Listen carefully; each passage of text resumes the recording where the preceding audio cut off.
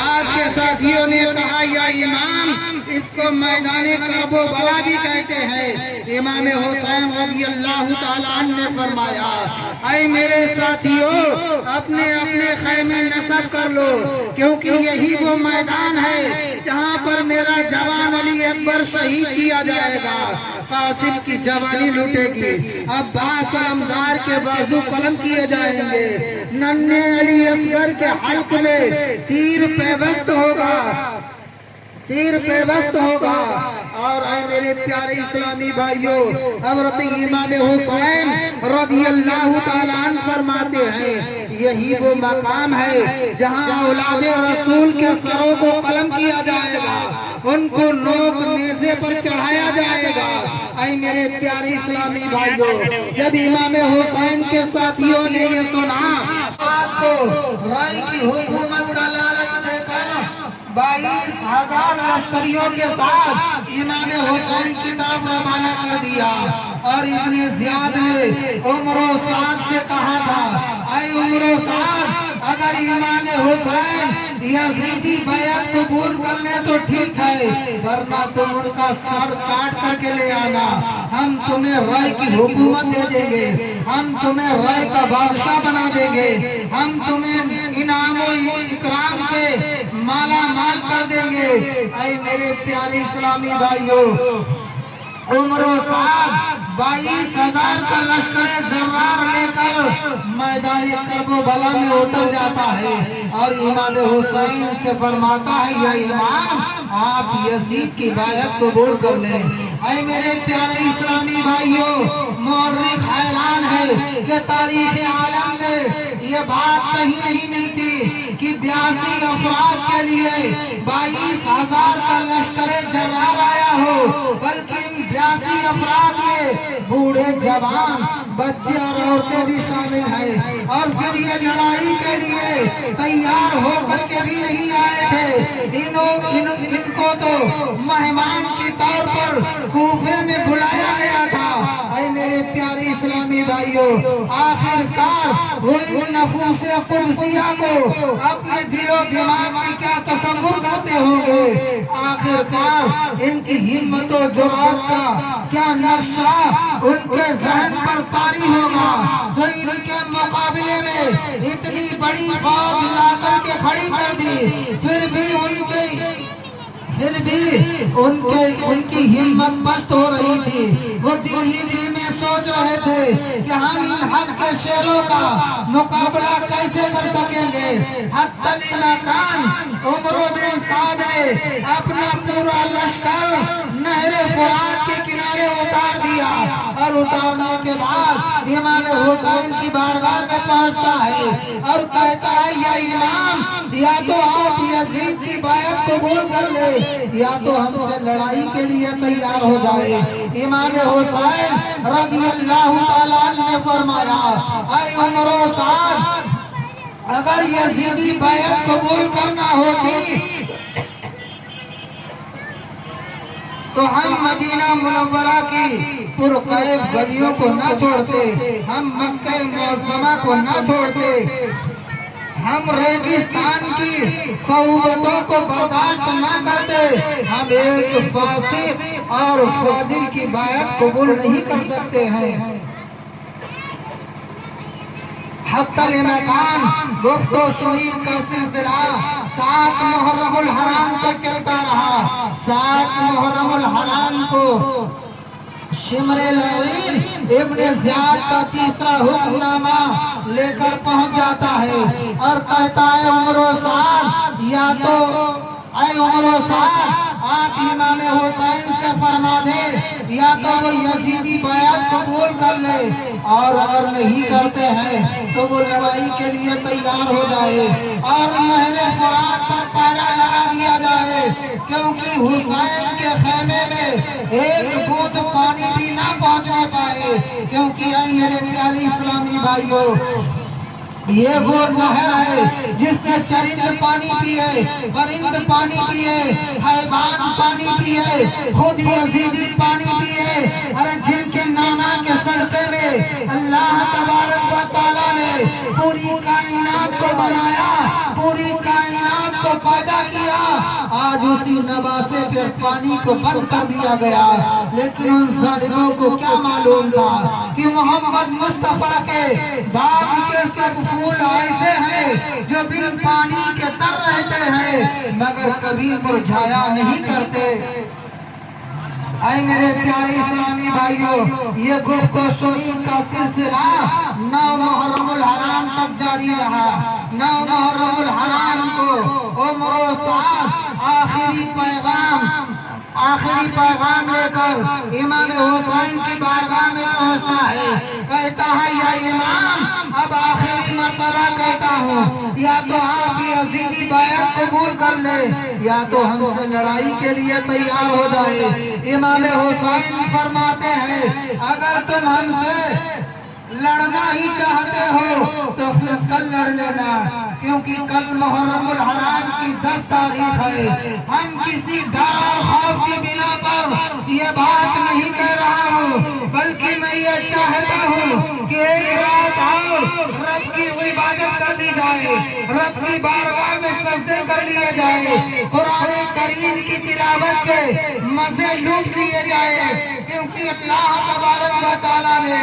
ہمیں اور آپ کو صرف اپنی عبادت کے لیے پیدا کیا ہے، کیونکہ قرآن کریم کے اندر رب کائنات ارشاد فرماتا ہے وَمَا خَلَقْتُ الْجِنَّ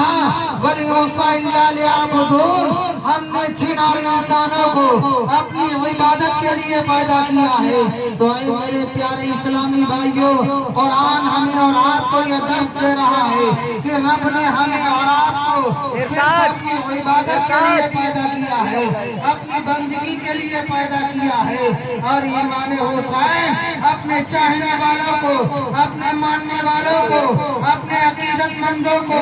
اپنے جانشاروں کو، اپنے وفاداروں کو یہی پیغام دے رہے ہیں کہ ایک رات اور عبادت کر لی جائے، ایک رات اور اپنی بارگاہ میں سجدے کر لیے جائے، قرآن کریم کی تلاوت کر لی جائے۔ اے میرے پیارے اسلامی بھائیوں،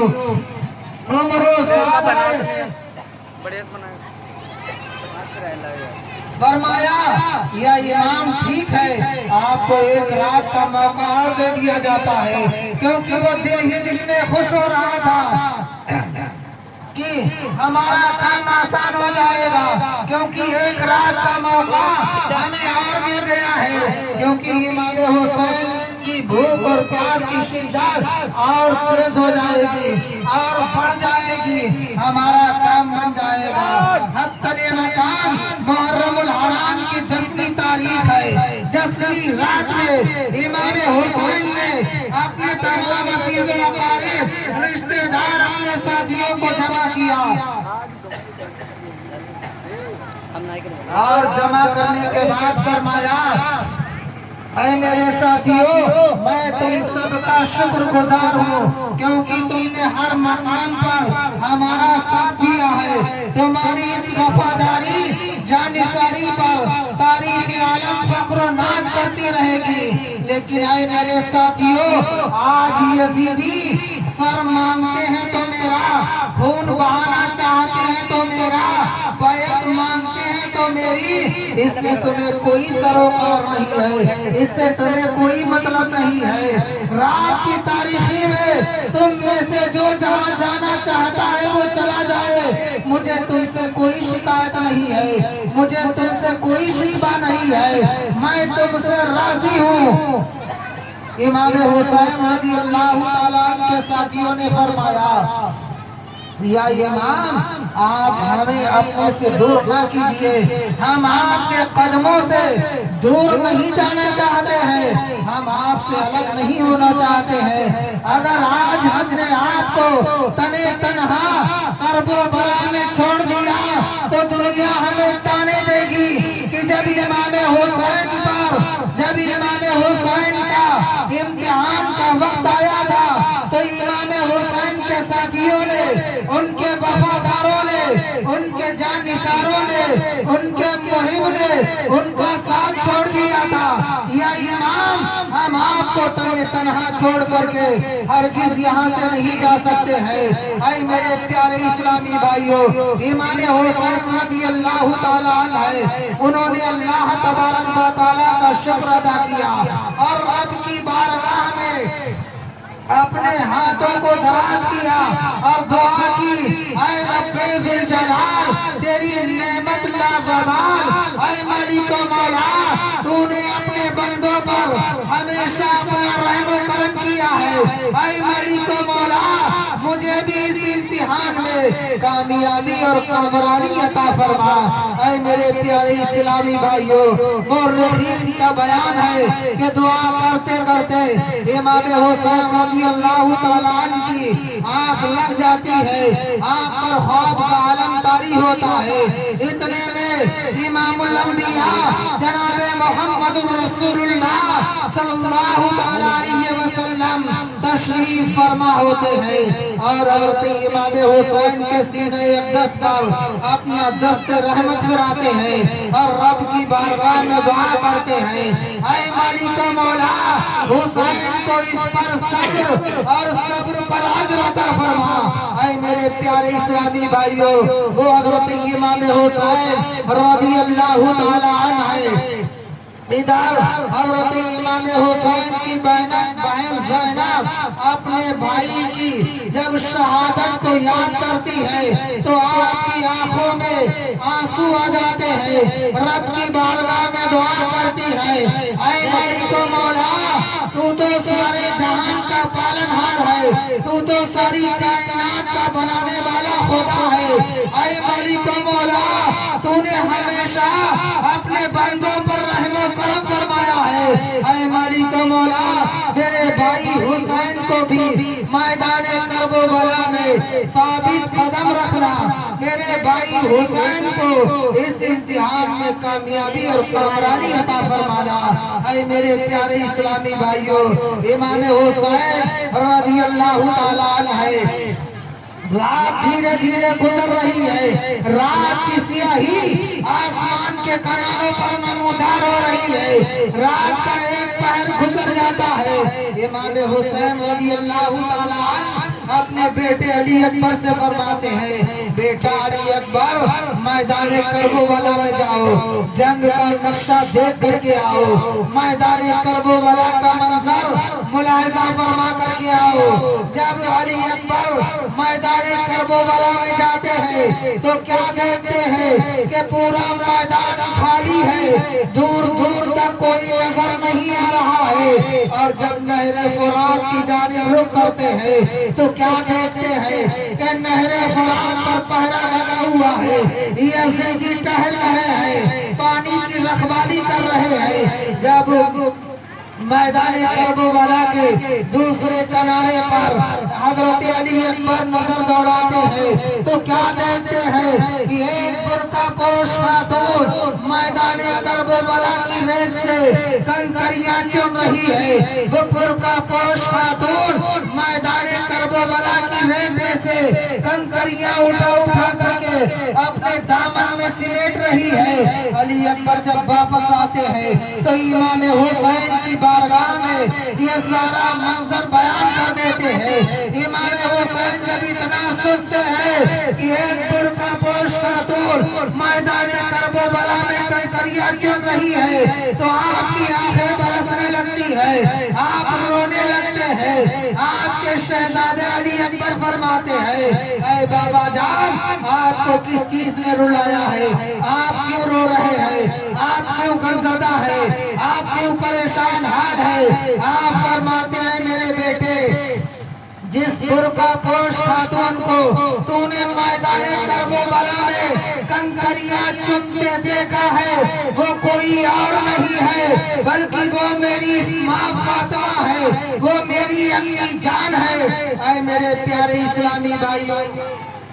मुहर्रम हराम की 10वीं तारीख की रात गुजर रही है। हज़रत इमाम हुसैन रज़ी अल्लाह ताला अन्हु नवाफिल में मशगूल है, इबादत और रियासत में मशगूल है, तस्बीह और तहलील में मशगूल है। जब तहज्जुद का वक्त होता है आप नवाफिल अदा करते हैं। जब तुलूए फज्र का वक्त शुरू होता है तो हज़रत अली अकबर फजर की अज़ान दे देते हैं। इमाम हुसैन रज़ियल्लाहु ताला अन्हु जब इमामत मुसल्ला पर जाते हैं तो तमाम हक परस्त आपके पीछे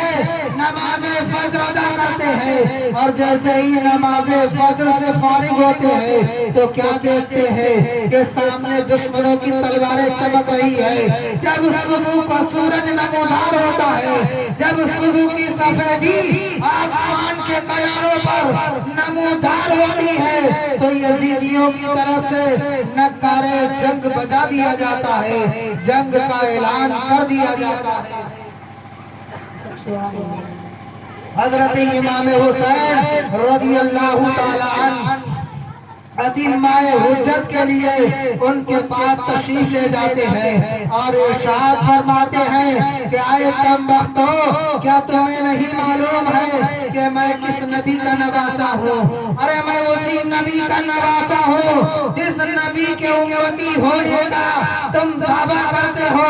मैं उस नबी का नवासा हूँ जिस नबी का तुम कलमा पढ़ते हो। क्या तुम्हें नहीं मालूम है कि हमारे आका मेरे नाना जान जनाबे मोहम्मद रसूलुल्लाह सल्लल्लाहु अलैहि वसल्लम ने इरशाद फरमाया था, हुसैन मिन्नी व अना मिन हुसैन। अरे हुसैन मुझसे है और मैं हुसैन से हूँ और अल्लाह उससे मोहब्बत फरमाएगा तो हुसैन से मोहब्बत करता होगा। हमारे नाना जान जनाबे मोहम्मद रसूलुल्लाह सल्लल्लाहु अलैहि वसल्लम ने इरशाद फरमाया कि हसन और हुसैन मेरे दोनों दुनियावी फूल हैं। हमारे नाना जान ने फरमाया कि हसन और हुसैन दोनों जन्नती जवानों के सरदार हैं। हमारे नाना जान जनाबे मोहम्मद रसूलुल्लाह सल्लल्लाहु अलैहि वसल्लम ने इरशाद फरमाया कि जिसने हमारे नवासों से मोहब्बत की उसने हमसे मोहब्बत की, जिसने हमारे नवासों से लड़ाई की उसने हमसे लड़ाई की, जिसने हमारे नवासों को नाराज किया उसने हमको नाराज किया, जिसने हमारे नवासों को गज़बनाक किया उसने हमको गज़बनाक किया, जिसने हमको गज़बनाक किया उसने अल्लाह तबारक व तआला को नाराज किया और जिसने अपने रब को नाराज किया आए बदबख्तो उसका ठिकाना जहन्नम है, उसका ठिकाना दोज़ख है। ऐ मेरे प्यारे इस्लामी भाइयों, हज़रत इमाम हुसैन रज़ियल्लाहु ताला अन्हु खुतबा दे रहे हैं, यजीदियों को समझा रहे हैं कि अब भी बाज आ जाओ, अब भी वक्त है, तौबा का दरवाजा खुला हुआ है, अपने किए पर नादम हो जाओ, अपनी गलतियों की माफी मांग लो, रब की बारगाह में तौबा कर लो, हम तुम्हें माफ कर देंगे। लेकिन यजीदियों ने कहा, या इमाम हम आपकी बात सुनने के लिए नहीं आए हैं, हम आपकी तकरीर सुनने के लिए नहीं आए हैं। या तो आप यजीदी बैअत कबूल कर ले या तो हमसे लड़ने के लिए तैयार हो जाए। ऐ मेरे प्यारे इस्लामी भाइयों, सुबह से लेकर दोपहर तक या सुबह से लेकर 12 बजे तक जंग चलती रहती है। इमाम हुसैन रज़ियल्लाहु ताला अन्हु के चाहने वाले, उनके मानने वाले, उनके मुहिब्बीन, उनके मोतदीन, उनके वफादार, उनके जानीदार, उनके अजीज़ व अक़ारीब एक एक करके मैदान करबला में जाते रहते हैं और जामे शहादत नोश करते रहते हैं। और जब दोपहर का वक्त हो जाता है कोई बाकी नहीं रहता है तो इमाम हुसैन रज़ियल्लाहु ताला अन्हु खुद मैदान जंग में जाने के लिए तैयारी शुरू फरमाते हैं। मिस्री कुबा شروع فرماتے ہیں، مصری قبا صاحب تن کرتے ہیں، امامہ سر پر باندھتے ہیں، ذوالفقار حیدری کو اپنے ہاتھوں میں لیتے ہیں اور چمنستان رسالت کے ایک پھول بیمار زین العابدین بستر علالت پر لیٹے ہوئے ہیں۔ اے میرے پیارے اسلامی بھائیوں، امام حسین رضی اللہ تعالی عنہ اپنی پیاری بہن زینب کے پاس جاتے ہیں اور عرض کرتے ہیں، اے میری پیاری بہن زینب، تم نے مدینہ منورہ کی پرخیف گلیوں سے لے کر مکہ معظمہ کے حسی بازاروں تک، مکہ معظمہ سے لے کر کرب و بلا کے تپتے ہوئے ریگستان تک تم نے اپنے بھائی حسین کا ساتھ دیا ہے۔ تمہاری اس وفاداری پر تمام جہان کی عورتیں فخر محسوس کرتی رہیں گی، لیکن اے میری پیاری بہن زینب، اب ہمارے امتحان کا وقت ختم ہونے والا ہے، تمہارا امتحان شروع ہونے والا ہے۔ اے میری پیاری بہن زینب، تو نے تو کرب و بلا کے تپتے ہوئے صحرا میں ہمارے بیٹے جوان علی اکبر کو شہید ہوتے دیکھا ہے،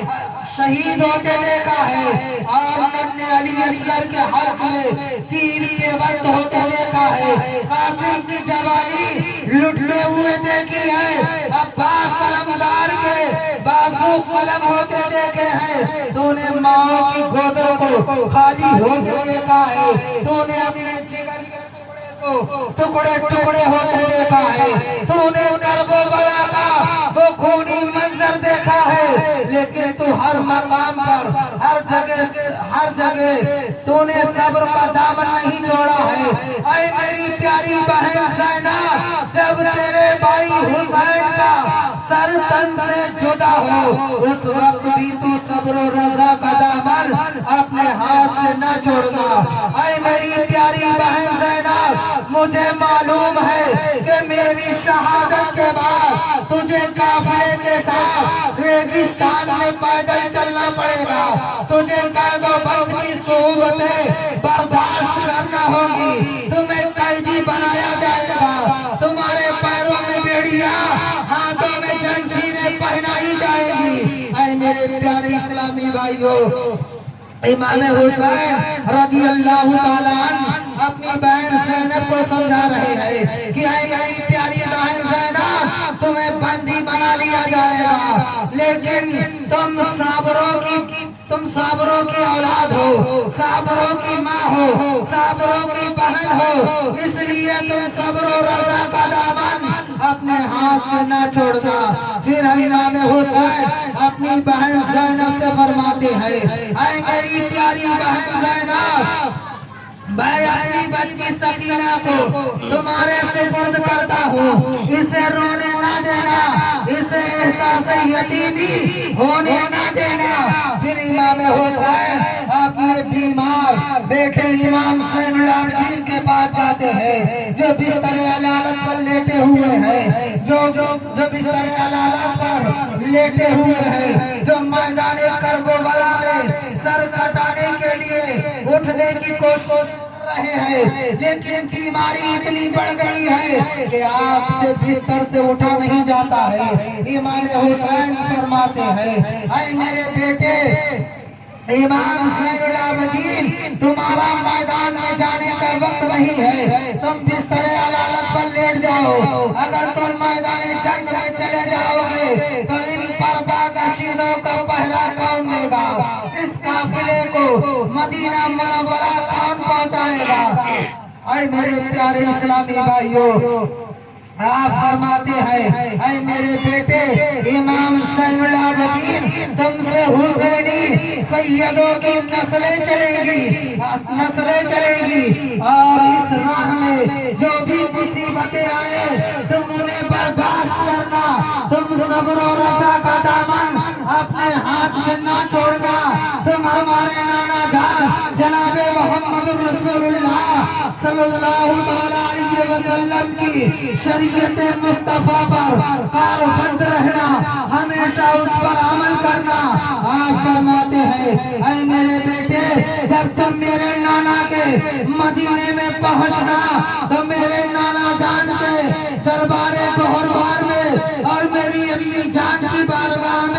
میرا سلام عرض کر دینا اور میری پیاری بچی صغرا کو میری طرف سے دست شفقت دینا، اسے رونے نہ دینا۔ اے میرے پیارے اسلامی بھائیوں،